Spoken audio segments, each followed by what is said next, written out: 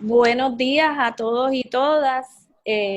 Nuevamente estamos en esta ocasión pregrabando lo que eventualmente, ¿verdad?, subiremos a las redes sociales. Les habla Mari Narváez, soy directora ejecutiva de Kilómetro Cero y estamos, ¿verdad?, compartiendo con ustedes una serie de lives. Todas las semanas hacemos varios para discutir diferentes asuntos que a nosotros nos preocupan como organización. Kilómetro Cero es una organización sin fines de lucro que aspira a un Puerto Rico donde el Estado proteja la vida humana, las libertades civiles ¿verdad? Y la dignidad, sobre todo en la búsqueda de la seguridad pública. Por eso hacemos tanto trabajo, especialmente de rendición de cuentas con la policía y supervisión ciudadana con la Policía de Puerto Rico. Eh, Así que en el día de hoy no pudimos hacer el live porque Facebook está confrontando problemas para compartir el Zoom en vivo, así que lo que estamos es grabando esta conversación que ya teníamos planificada y la subiremos a las redes sociales tan pronto como podamos.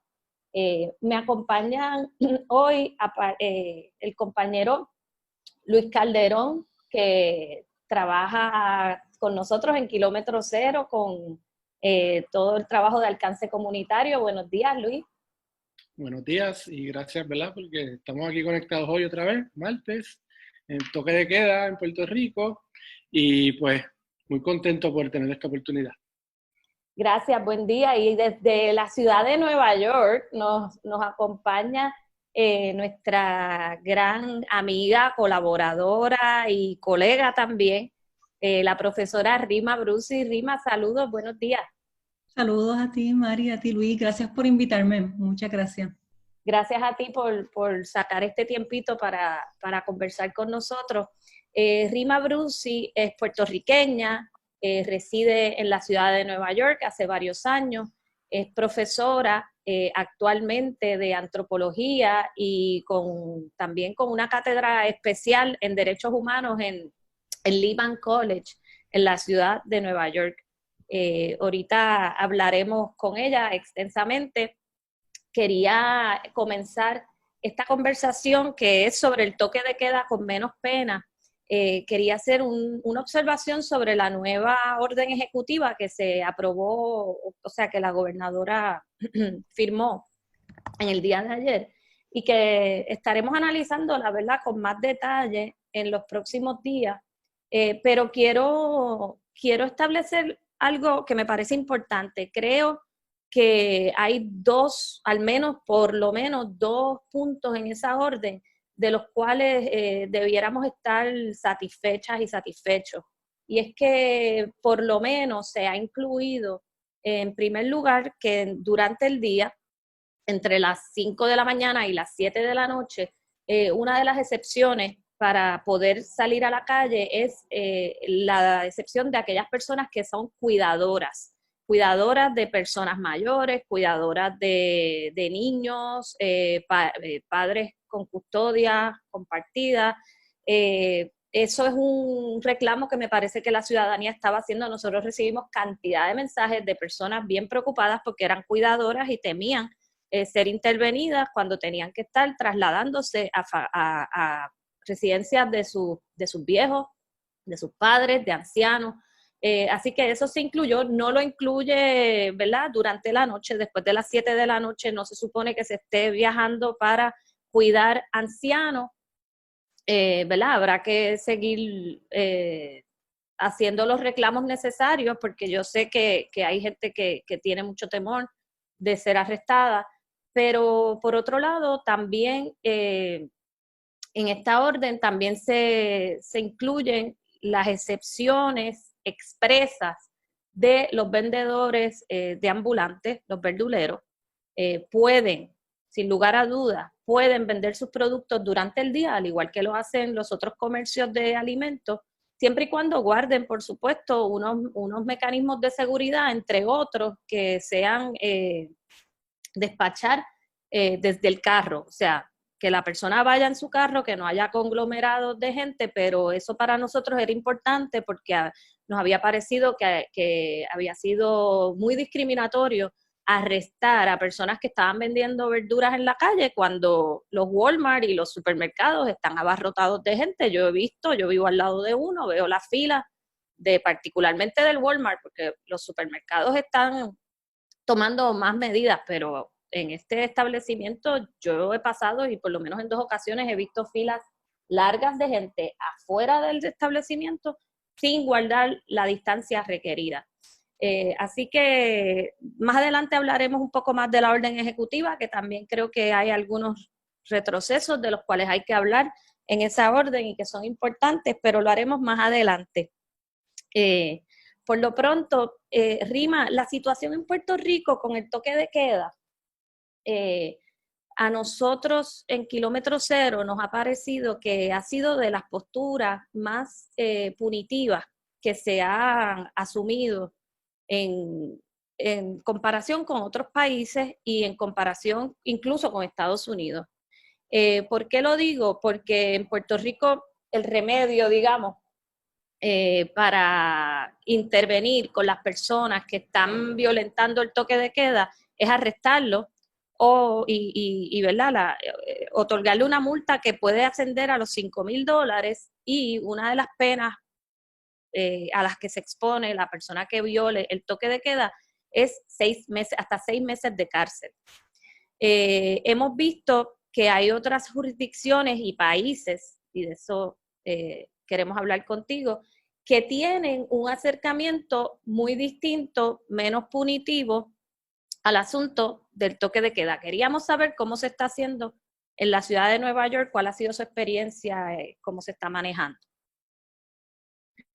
Pues sí, gracias, Mari. Yo creo que el toque de queda es 2 cosas, ¿no? Por un lado es un conjunto de reglas o a veces de políticas, a veces son sugerencias o recomendaciones o reglas como tal, de las cuales el toque de queda propiamente dicho es un elemento, ¿no? Porque están las cuestiones de distanciamiento social, los 6 pies, toda esa cosa. O sea que el toque de queda, de alguna manera, y esto es un asunto como que de lenguaje y también yo creo que de ideología, la frase toque de queda se ha convertido como que en el nombre que le damos, sombrilla, a todo ese conjunto de medidas, algunas de las cuales tienen mucho sentido, ¿no? O sea, la idea de mantener tu distancia tiene muchísimo sentido. La idea de quedarte en tu casa la mayor parte del tiempo o todo el tiempo, si lo puedes hacer, también tiene muchísimo sentido. La idea de comportarte como si estuvieras enfermo, aunque no lo estés, ¿no? Por un asunto de contagio, todo eso tiene sentido. Pero es interesante que le demos el nombre y que el gobierno le dé el nombre de toque de queda a todas esas cosas juntas, cuando el toque de queda como tal es solamente un elemento chiquitito. Yo creo que esa cuestión de toda la cuestión epidemiológica, ¿no? Convertir la cuestión epidemiológica y la crisis de salud en una crisis policíaca que se atiende con medidas punitivas. O sea, el lenguaje importa, es lo que quiero decir. Definitivamente. Por ejemplo, no es tan distinto. El conjunto de medidas en Nueva York no es tan distinto. Dos diferencias puntuales que yo añadiría, y aquí hay muchísimos defectos y los podemos hablar, pero 2 cosas buenas en comparación que están pasando aquí. Una es que el lenguaje es bien diferente. Y 2, que el conjunto de políticas públicas, aunque se parece mucho al de Puerto Rico, no incluye un curfew, es decir, ese corte en el día a partir del cual nadie puede salir. ¿No? Que entiendo que en Puerto Rico también es anunciado por una chicharra terrible en el teléfono, ¿no? Que también eso contribuye para un clima de guerra y de fin de mundo y apocalíptico que no ayuda a nadie y no protege a nadie del contagio. Emocionalmente eso es bien... Lo que le da la gana a la gente de salir a la calle, probablemente corriendo a coger aire. Es importante, sí, que ya que tú lo mencionas, nosotros decir que, ¿verdad? Nosotros siempre hemos apoyado la cuarentena, el distanciamiento, el que la gente se quede en su casa. Hemos hecho incluso campañas para ello. No estamos realmente en este momento de la historia, no estamos oponiéndonos al toque de queda como tal. Lo que sí estamos haciendo es impulsando un toque de queda con menos penas. Y ya hablaremos de por qué queremos un toque de queda más empático, más compasivo, menos criminalizante, ¿verdad? Que criminalice menos a la persona, porque después de todo, violentar el toque de queda no es un delito violento ni nada por el estilo, no es una falta violenta, no es, ¿verdad? La gente viola el toque de queda por diferentes razones, sobre todo por necesidad muchas veces. pero sí, me interesa eso, sigue hablándonos de cómo es la situación entonces en la ciudad de Nueva York. Bueno, pero empezaría abonando a lo que tú estás diciendo, ¿no? El hecho de que violar el toque de queda en sí mismo ni siquiera tiene que ser un problema epidemiológico. O sea, si yo salgo a pasear a mi perro a las 10 de la noche y no hay nadie en la calle, precisamente porque son las 10 de la noche, eso desde el punto de vista epidemiológico es hasta bueno, ¿no?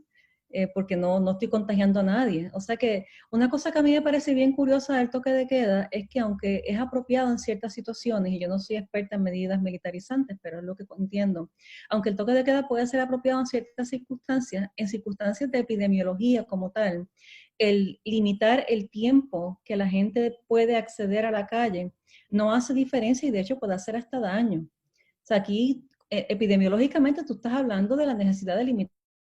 Quieres que la gente mantenga distancia, tú quieres que la gente se quede en su casa.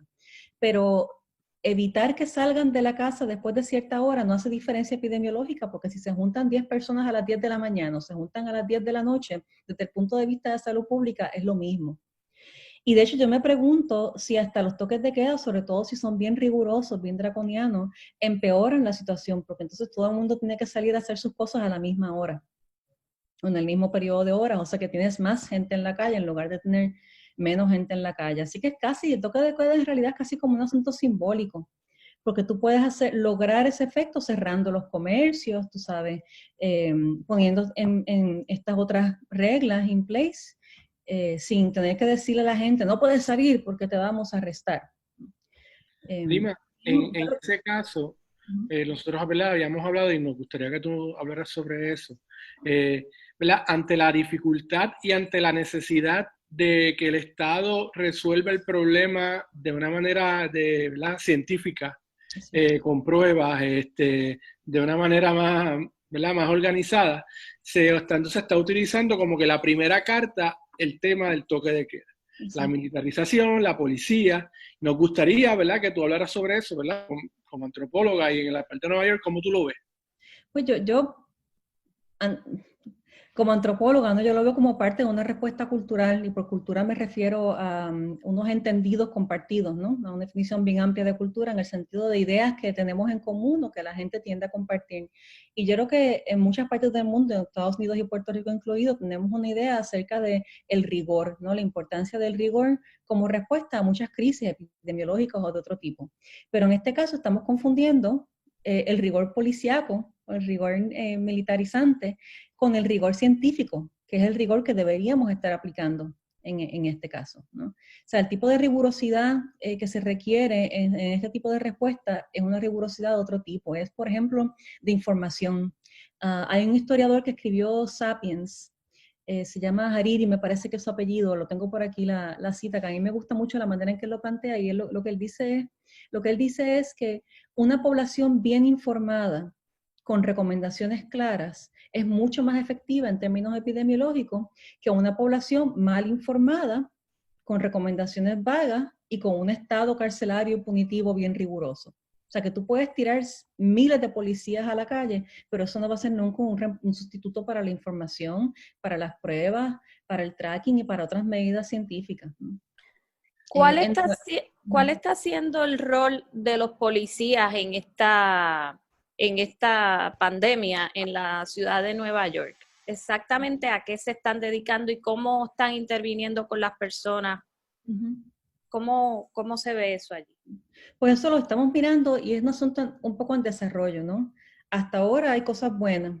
Una de las cosas es que la policía ha recibido una directriz del alcalde que es bastante vaga, hay que ver si funciona, pero que hasta ahora parece estar funcionando. Su directriz es solamente intervenir a distancia y como a modo de educación. Decirle a la gente básicamente, mira, ustedes que están ahí jugando baloncesto, cada uno para su casa. Y hasta ahora eso, la policía dice, de hecho el comisionado de la policía fue entrevistado esta mañana sobre eso, dice que está funcionando bastante bien. No están utilizando los arrestos y han dicho públicamente que los arrestos no tienen sentido porque en estos momentos estamos precisamente buscando la manera de aliviar la población carcelaria, no añadirle a la población carcelaria. Y hasta ayer mismo no se estaba multando por consideración a las dificultades económicas que estaba enfrentando la gente. Hoy empezaron las multas. Anoche anunciaron, empezaron las multas, no sé si han multado a nadie, pero ahí empezaron las multas. Pero a diferencia de Puerto Rico, la multa es de 500 pesos. Hasta donde yo sé, ha habido solamente un arresto, que sepamos, fue en Brooklyn. Y ese arresto fue al dueño de una barra que abrió la barra y la llenó de gente, después del aviso de cuarentena y de las medidas de distanciamiento social. Claro que eso es una situación realmente, ¿verdad? De gran riesgo, etcétera, que no es lo mismo que una persona que esté caminando o que salga un momento a cuidar a su mamá o a chequear, porque son situaciones evidentemente muy distintas. Exacto. Y aún antes de multar, es otra cosa que el alcalde dijo públicamente, que es algo que la gente debe esperar de la policía. Y lo dijo así, dijo, you should expect police to do this. ¿No? O sea, que hay una expectativa en el público de que la policía no debe hacer más que eso, que es informar y además advertir. Antes de multar se supone que te adviertan, que te den oportunidad de dispersarte. Que te den oportunidad de dispersarte. Mencionaste la razón por la cual están evitando los arrestos en la ciudad de Nueva York y eso es precisamente la gran preocupación que nosotros tenemos. Desde el principio estamos insistiendo en que a los policías se les ha tirado a la calle sin ninguna protección higiénica, sin siquiera un pomito de sanitizer. Se sabe que no están guardando la distancia que se requiere, pero es que no la guarda la gobernadora y el task force. ¿Cómo se le va a requerir a la policía o a nadie que guarde esa distancia, verdad? Tendrían que empezar por los que están dando las directrices, pero bueno, eso es aparte. Desde el principio estamos diciendo que ha sido irresponsable tirar una policía a la calle, que es la primera cara del Estado ante la gente, sin ese tipo de protección. Se han cerrado ya por lo menos 2 cuarteles por el problema del contagio de coronavirus. Entonces, el hecho de estar arrestando gente, metiendo gente en patrullas, llevándolas a celdas, llevándolas a celdas en cuarteles que no están desinfectados, que no tienen los recursos para protegerse a nivel higiénico, pues es un problema adicional de salud pública y en un momento en el que se está hablando de que las cárceles deben vaciarse, por lo menos sacar a los reos que menos, o sea, que no conlleven riesgo, que hay un montón de prisioneros, de personas privadas de la libertad que no tienen delitos violentos, por ejemplo. Pues nosotros estamos haciendo todo lo contrario. Sí, exacto, yo creo que hay un elemento importante aquí que es el de proteger a la policía. Una de las razones para evitar los arrestos justamente y para evitar una actitud punitiva y una función policíaca más allá de la advertencia y la educación, y esto lo dijo el comisionado esta mañana también, es, mira, la policía, estos son mis policías y yo los tengo que proteger. O sea, tú no los vas a tirar por ahí sin a exponerse al contagio, o sea, no es la idea. Hay que tratarlos como first responders, pero como first responders con una función más limitada. Hay 900 casos positivos de coronavirus en la policía neoyorquina, de la ciudad solamente. Hay más casos a nivel estatal. Y 5 policías murieron recientemente, ¿no? Hay policías que han denunciado la ausencia de suficientes recursos. En general, los first responders en Nueva York están denunciando y hablando de la ausencia de recursos suficientes materiales, ¿no? No solamente sanitizers, sino las máscaras y los guantes y todo ese equipo. Y en el caso de los policías, tienes que añadirle el elemento de entrenamiento. O sea, que la persona que trabaja en salud pues ya está entrenada para evitar contagios, a los policías hay que darles ese entrenamiento adicional. O sea que sí, yo creo que la cuestión del toque de queda y la manera en que se implementa de esa manera autoritaria, de esa manera punitiva, es peligroso no solamente para los ciudadanos de a pie, sino también para los policías. O sea que esto es un asunto de los derechos de los policías como ciudadanos. Ayer yo estaba viendo un reportaje que en Estados Unidos, no sé si era Nueva York o era en Florida, que en vez de utilizar a la policía como un medio de first responder, estaban utilizando a los bomberos, porque tienen un entrenamiento más fuerte en el tema de lo químico que la policía.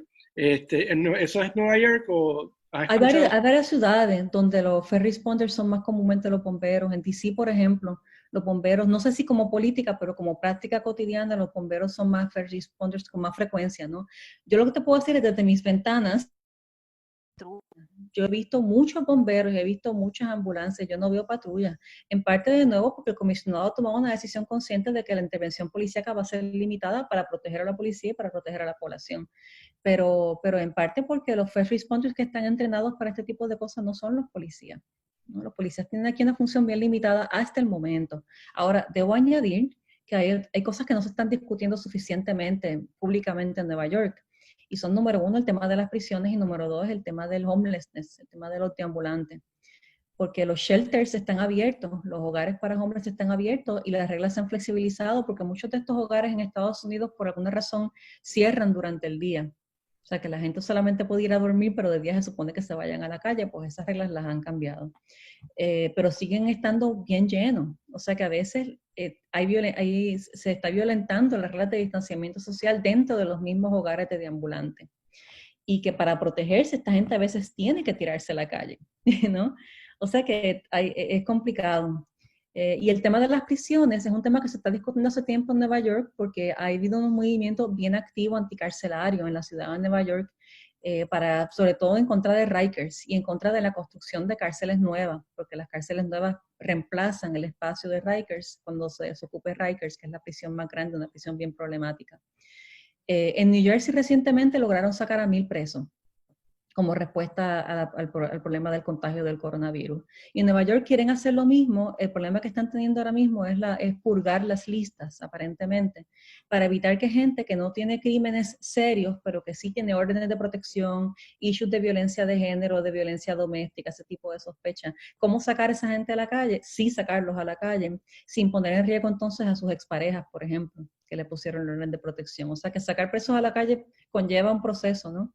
Pero yo creo que es importante hacerlo. Yo creo que hay que vaciar, sobre todo Rikers ahora mismo. Hay guardias contagiados y hay muchos prisioneros contagiados.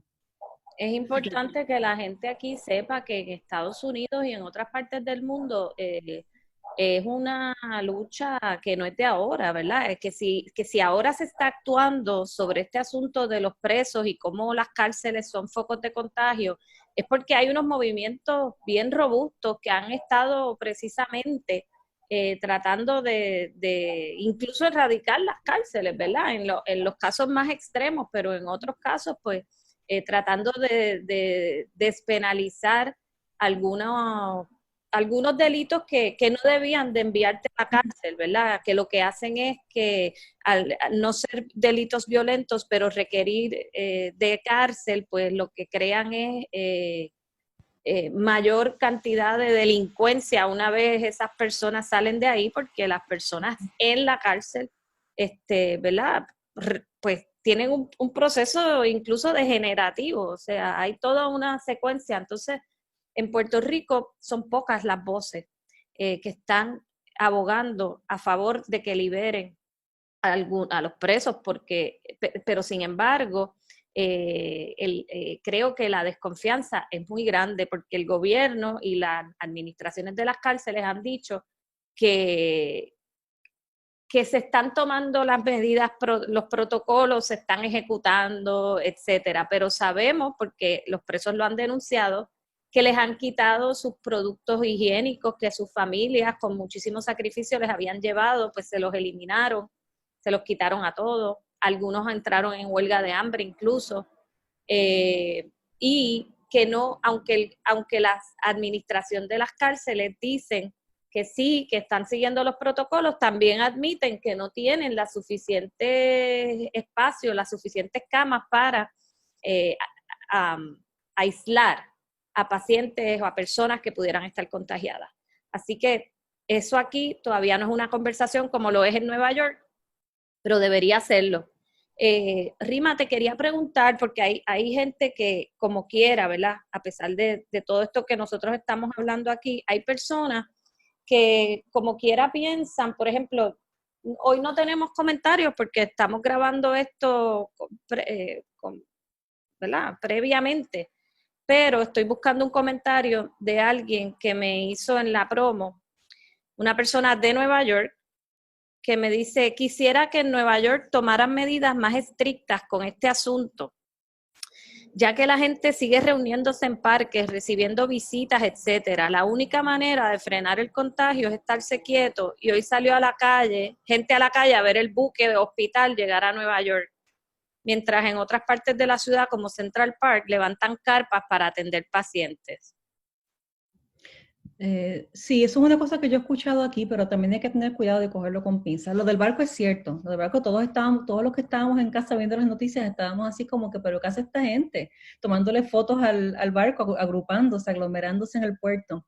Eso es verdad, pero también es cierto que aquí pasa un poco lo que pasó al principio bueno, hace unas semanas en Puerto Rico con el tema de la placita, que empezaron a circular todas estas fotos de la placita que en verdad no eran de esa noche, pero como para la denuncia de que la placita está llena de gente, pero eran fotos viejas de la placita. O sea que hay muchas fotos y cosas.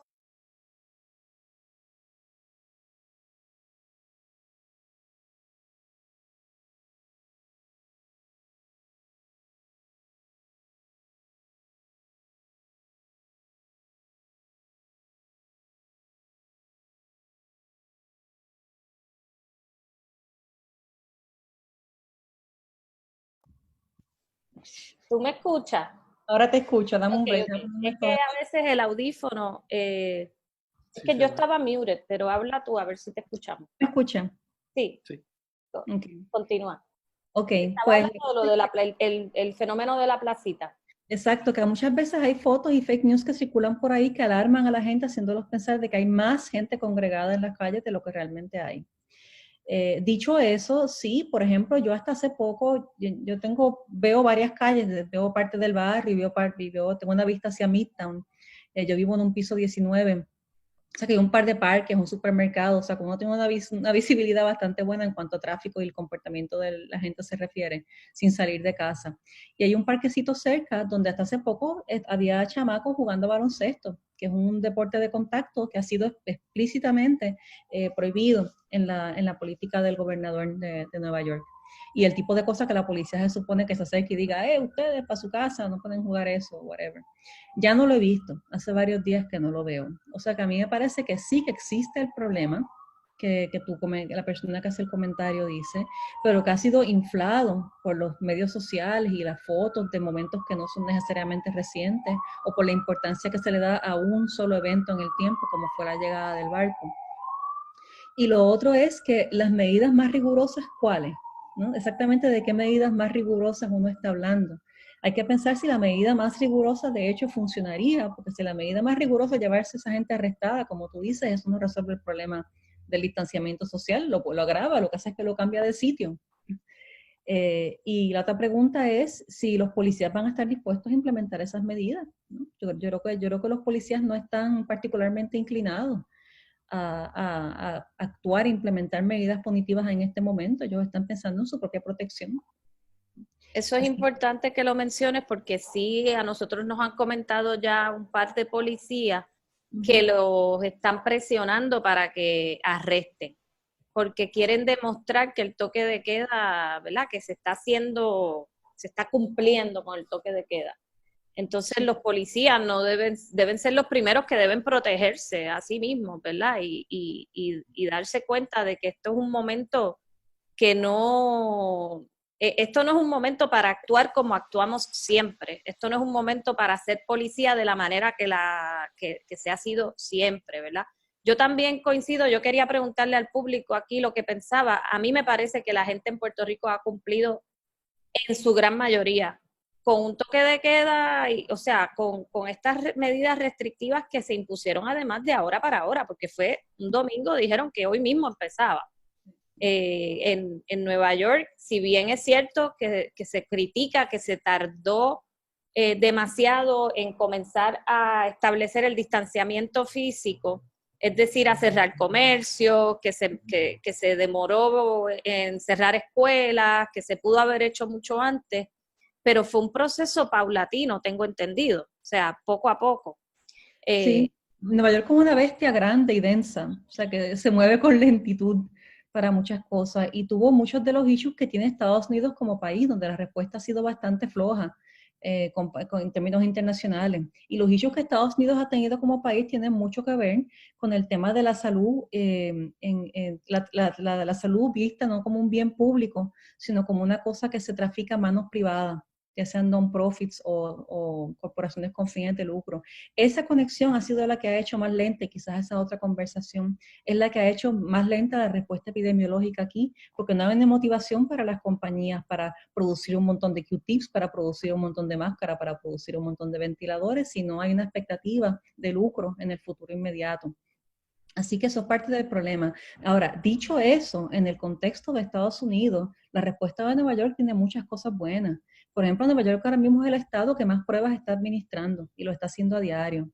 Es el estado que tiene uno de los protocolos más claros para manejar la escasez de pruebas. O sea, las pruebas son escasas en todas partes, pero en Nueva York están bien claros de cuáles son las prioridades en términos de la administración de esas pruebas, y los first responders, incluyendo los policías, enfermeros, paramédicos, etcétera, están en ese grupo de prioridad para las pruebas. Las escuelas tardaron en cerrar, sí, es cierto, eso fue un fallo. Cerraron eventualmente, sin embargo. Así que no, ha habido cosas en Nueva York que se han hecho muy bien. Ahora mismo hay un reclamo bien grande de materiales, sin embargo, los materiales en la ciudad se van a acabar, los estimados sugieren, en 7 días. Y por materiales me refiero a las mascarillas, a los guantes, a la máscara grande que se pone encima del resto del equipo, a ese tipo de cosas. Y eso, yo creo que en Nueva York hay cosas que se han hecho mal, son cosas que se están corrigiendo. Yo no veo realmente espacio para corregirlas con medidas más punitivas, porque por ahí no es que va la cosa, por ahí no es que van los fallos, por ahí no es que van los errores. Aquí hay cosas que se corrigen con más pruebas, aquí hay cosas que se corrigen con más capacidad hospitalaria, de hospitales. Eso es lo que hace falta ahora mismo aquí. Y también empleados, o sea, trabajadores de la salud, que hacen falta más enfermeras, más médicos, más paramédicos, ¿no? Ese es el tipo de medida que necesitamos ahora, no medidas punitivas. Y una cosa que quiero decir de las medidas punitivas es que tanto en los comentarios que hace la gente como en las cosas que a veces hacen los gobiernos, como el gobierno en Puerto Rico ahora mismo, es que hay como una externalización de la responsabilidad. O sea, las responsabilidades del Estado se transfieren al ciudadano de a pie vía la policía y otros recursos de criminalización y de vigilancia. ¿No? O sea, un poco como no hicimos bien las cosas a nivel de prueba y a nivel epidemiológico, pues entonces vamos a hacer que el ciudadano sea responsable de todo lo malo que pasa. Y yo escuché esto, por ejemplo, en Radio Isla, me parece que fue ayer, uno de los miembros del Task Force dijo, aquí lo que está pasando es que la gente no está obedeciendo, no se está dando cuenta de la seriedad de este asunto. ¿No? Sí, aquí no tenían un sistema... Sí, aquí no había un sistema mínimo de vigilancia para hacer el trazo de contagio de menos de 100 personas que habían salido positivos al coronavirus. O sea, no lo había de 5, no lo había para 10, no lo había para 100 ni para 50, que eso es lo que se supone que haga un departamento de salud. No hay ventiladores, todavía no hay un inventario de cuántos ventiladores de los que hay disponibles están funcionando. Todavía eso no existe. No se ha comprado un solo ventilador. No hay información. No se ha dado una sola explicación sobre dónde van a buscar más enfermeros, más médicos, más personal de primera respuesta. Y sin embargo, todavía la responsabilidad sigue recayendo en la gente que con gran sacrificio yo creo que ha acatado en gran medida las directrices, con poca proceso educativo, ¿verdad? Así que creo que en eso también tienes razón, y no es no acatar las órdenes, uno las acata y se encierra y hace lo que tiene que hacer, pero es que en este momento lo que tenemos es que exigirles a ellos que hagan su parte. Nosotros estamos haciendo la nuestra, y el que no cumpla, pues está bien, debe de intervenirse con esa persona a nivel educativo, como estamos proponiendo, a nivel de desalojarlo, de mandarlo para su casa, de informarlo. Pero nosotros lo que tenemos que exigir es que ellos hagan su trabajo, que eso es lo que no estamos viendo. Digo, y a eso le sumamos que, ¿verdad? En Puerto Rico hay un serio problema de credibilidad y de responsabilidad, ¿sabes? Ayer mismo, llevamos 2 días en toda esta explosión de que si Mabel, que si el otro, que si el secretario de Justicia, o sea, es una cosa escalofriante, porque ahí es que tú te das cuenta cuando tú utilizas o cambias la cámara para que miremos al toque de queda y miremos a la policía, en vez de mirar al que es más responsable del problema, que es el Departamento de Salud.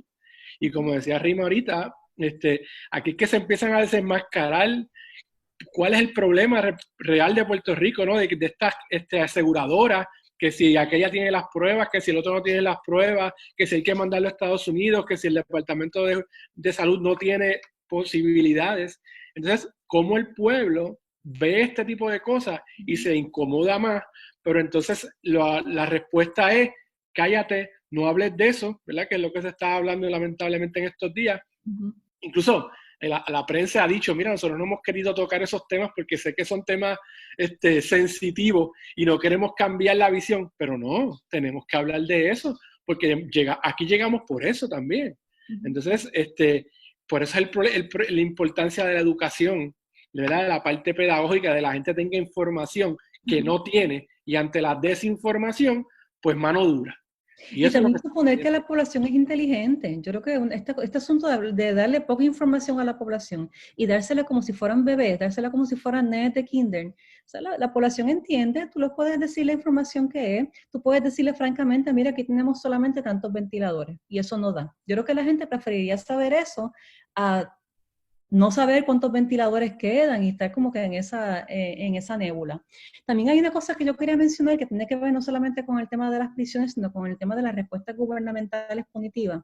Y es que mucha gente piensa, ciudadanos y gobernantes y todo, mucha gente piensa por alguna razón que cuando hay problemas de este tipo, desastres naturales, epidemias, la gente se va a volver loca, todo el mundo va a ponerse violento, aquí lo que viene son disturbios y por eso hay que usar mano dura preventivamente.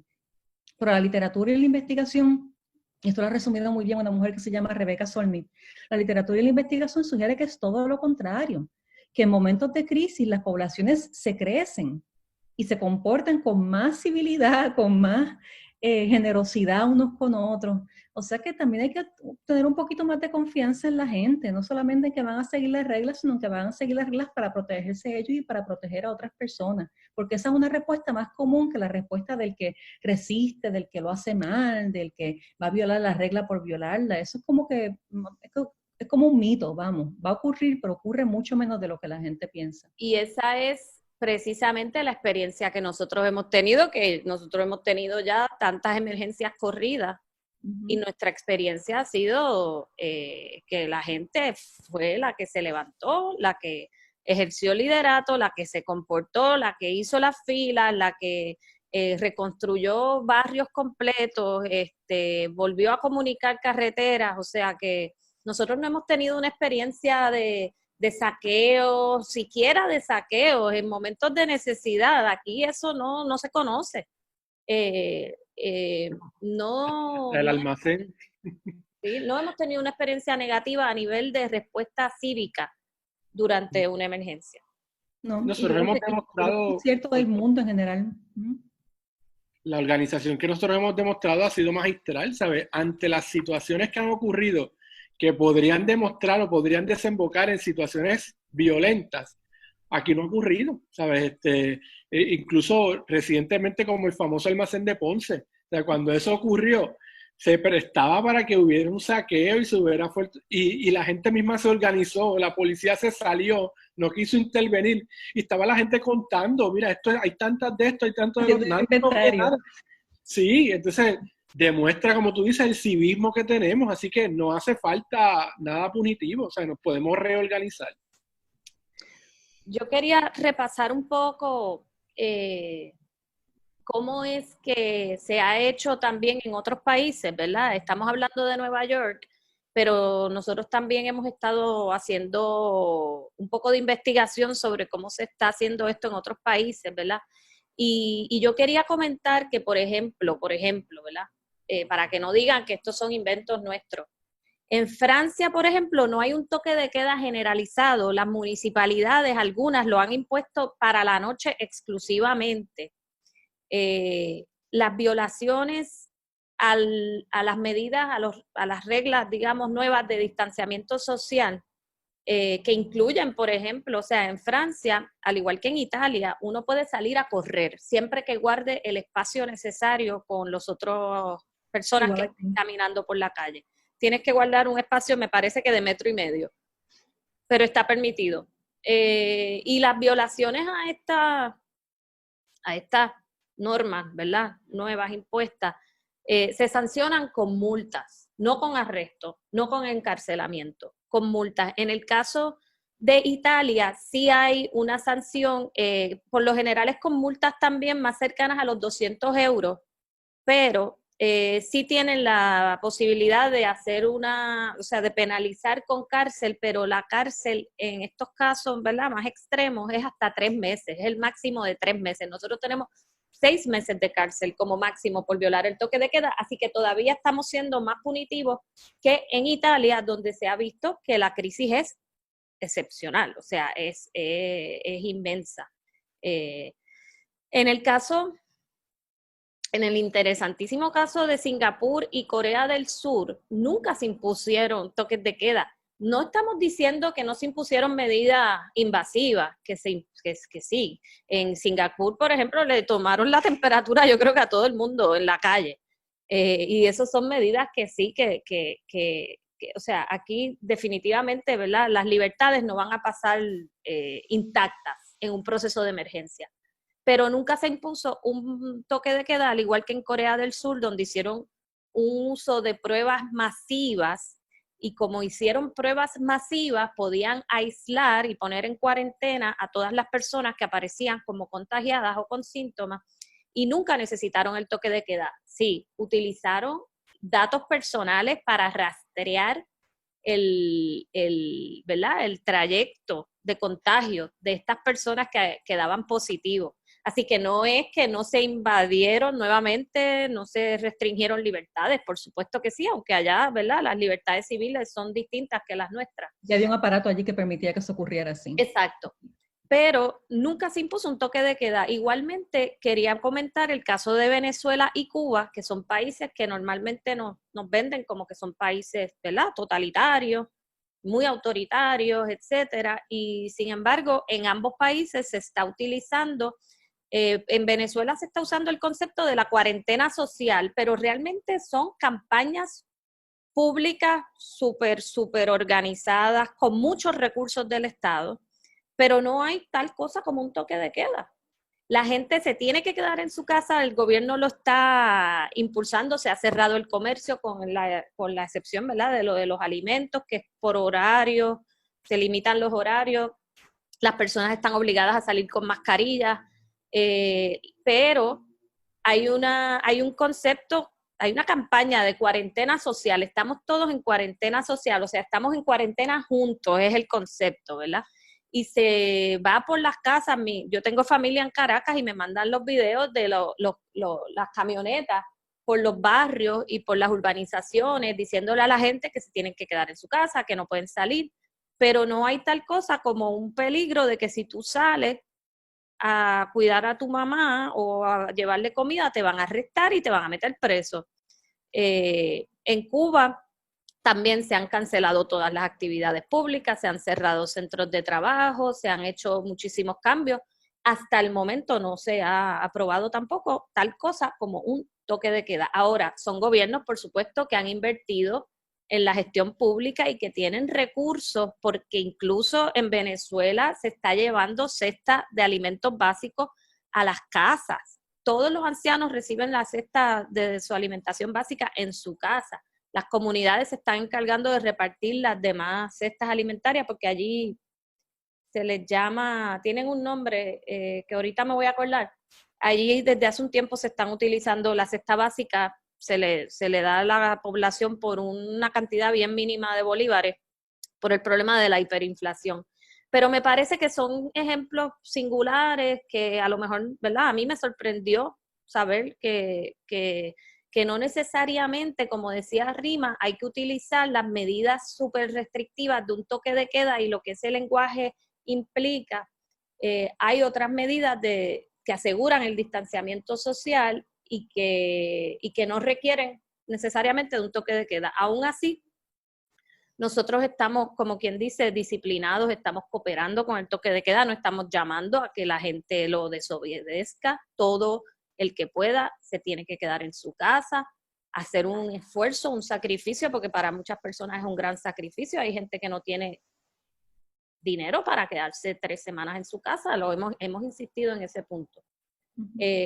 Pero es importante que lo veamos, que problematicemos esto que estamos viviendo, porque esto va a durar. O sea, yo no creo que esto en 2 semanas se va a resolver. Y tenemos que pensar en qué tipo de toque de queda o en qué tipo de quedarnos en casa de forma obligada o voluntaria queremos tener a largo plazo. Me parece súper importante esa conversación. Yo creo que lo del lenguaje de nuevo importa. Yo creo que no tenemos que dejar de hablar de toque de queda, como para nombrar ese conjunto de políticas. ¿No? El nombre que le dicen aquí en Nueva York, que todavía no ha arrancado bien, es pausa. Aquí se llama pausa, pause, que quiere decir Policies Assure Uniform Safety for Everyone. Eso es lo que están usando en Nueva York, ¿verdad? Y todavía no ha pegado mucho porque no es muy pegajoso la idea de pause. La idea que ha pegado más es Stay Home, Stay Safe, ¿no? Pero el nombre oficial del conjunto de políticas, del conjunto de órdenes, ¿no? O de la orden ejecutiva, para llamarlo por el lenguaje que usan en Puerto Rico. El nombre oficial de esa orden ejecutiva es pause, es pausa, que es un nombre más positivo que toque de queda, no solamente porque es menos militarizante, sino también porque implica que esto es un momento en el tiempo. Y que esas libertades que hemos perdido en algún momento van a regresar. A mí como que me gusta ese lenguaje.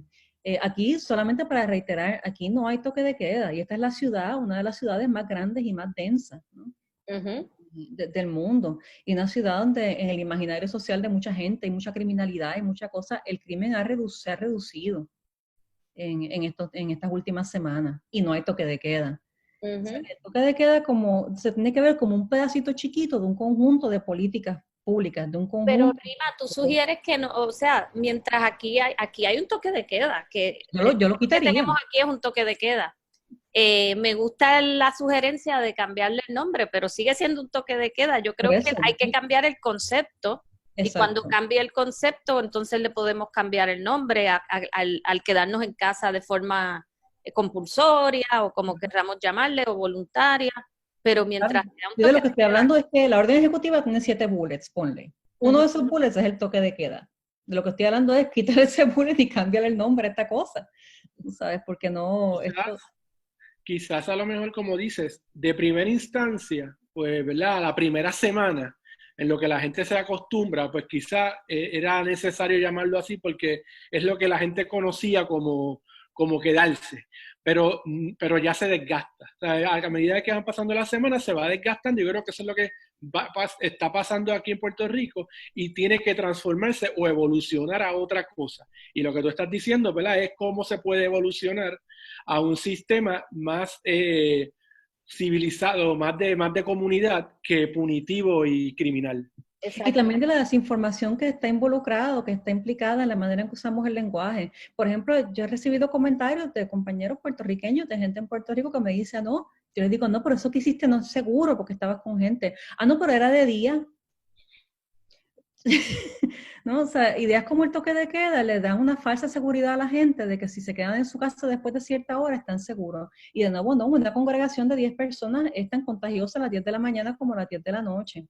O sea, que yo creo que a veces cuando enfatizamos mucho un lenguaje, estamos perdiendo la oportunidad de enfatizar otras piezas de información que son al final del día más importantes y más necesarias. Y ese debe ser el rol de la policía, ¿no? Educar a la gente sobre eso. Y yo creo que lo que tú dices, Rima, también hace una declaración, ¿verdad? Una recomendación importante, que es lo que se está hablando en Puerto Rico, de la parte de incluir el área social en estos procesos. ¿Sabes? Nosotros tenemos un set de médicos, de epidemiólogos, tenemos un set de abogados o de juristas hablando todo el tiempo, pero no tenemos esa recomendación educativa de profesores, de sociólogos, de trabajadores sociales participando en el proceso.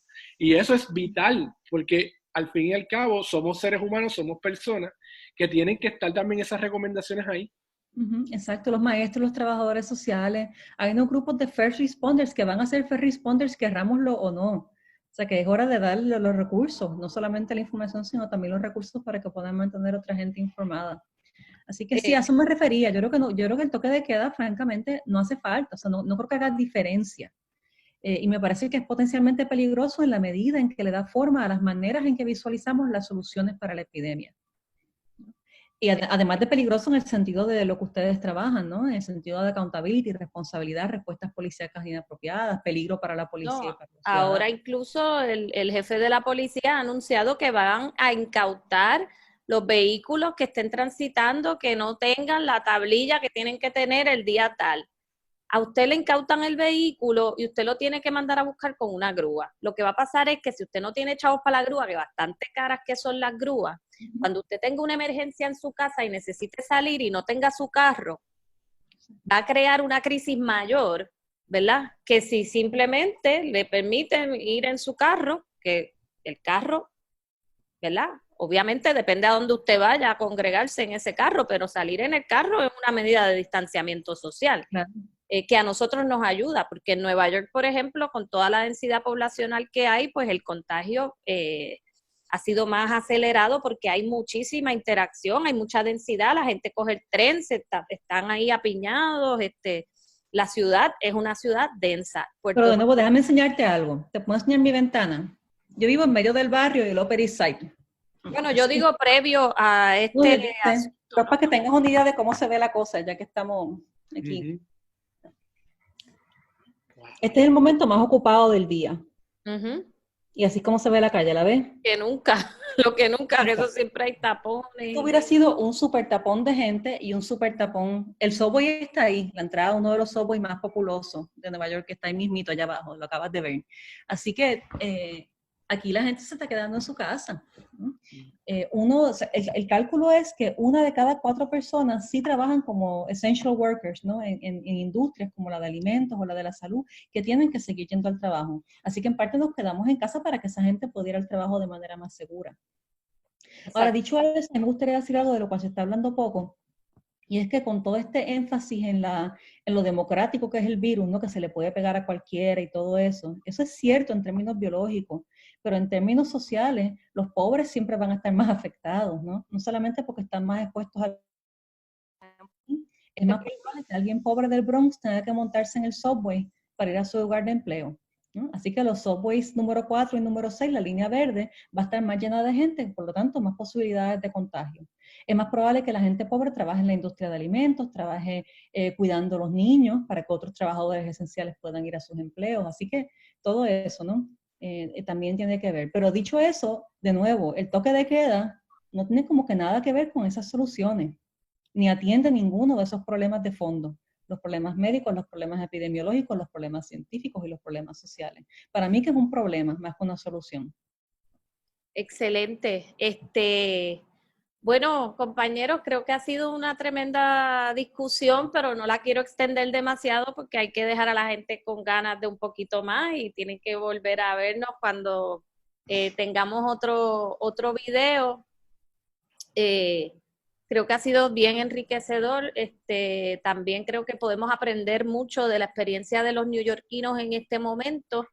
Que incluso estando en una situación peor que la nuestra, porque el contagio va más acelerado en la ciudad, pues mira, han adoptado unas medidas como un poco más coherentes con la altura de los tiempos, ¿no? Y con los problemas que nos presenta esta pandemia. Creo que es una gran lección tanto para nosotros como para las personas que toman decisiones en el país, como para los propios compañeros policías, mujeres y hombres policías que están en la calle y tienen que ejecutar estas medidas. De nuevo, toque de queda con menos penas, esa es nuestra propuesta. Las hemos puesto por escrito, se le está haciendo llegar una carta a la gobernadora y seguiremos con nuestra campaña, con nuestra abogacía de toque de queda con menos penas. Ya hablaremos sobre una mesa social que se acaba de crear el domingo precisamente, convocada por la compañera Amarilis Pagán de Proyecto Matria, convocó una mesa social y ahí estamos diversas organizaciones que fuimos las que redactamos la carta. Espero que que la carta se pueda ver ya hoy públicamente porque ya se envió y que ya hablaremos sobre ese tema que trajo Luis y que es bien importante. Pero por lo pronto, pues, me voy a ir despidiendo. Gracias a Rima por el tiempo, por el apoyo de siempre. Gracias a ustedes por todo lo que hacen. Y estamos con ustedes también.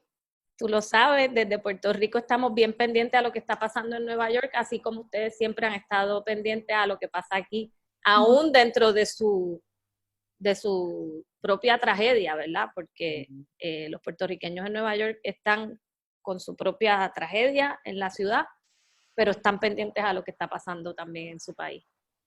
Luis, ¿te quieres despedir también? Y Rima, si quieren decir algo más. Dejamos a Rima que se despida ahí.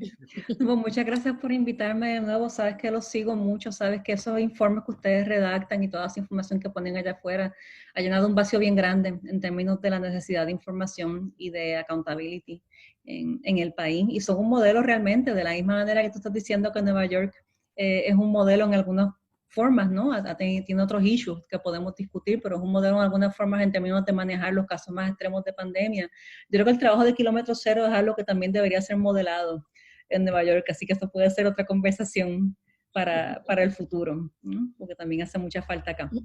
Gracias, gracias. Yo he aprendido muchísimo de gente de allá de Nueva York. Sí, exhortar a la gente también a que una vez vean el video, ¿verdad? Comenten, hagan sus comentarios y generemos un diálogo cibernético, porque todo lo que se está presentando aquí, la idea es esa, la idea es que lo utilicemos, ¿verdad? Como una provocación para contestar, para responder y para actuar efectivamente ante la situación que estamos viviendo. Ojalá que sí, que podamos seguir conversando sobre esto y que la gente reaccione. Y compártanlo y vuelvan pronto para las próximas conversaciones. Muchas gracias por acompañarnos. Gracias a ustedes. Bye bye.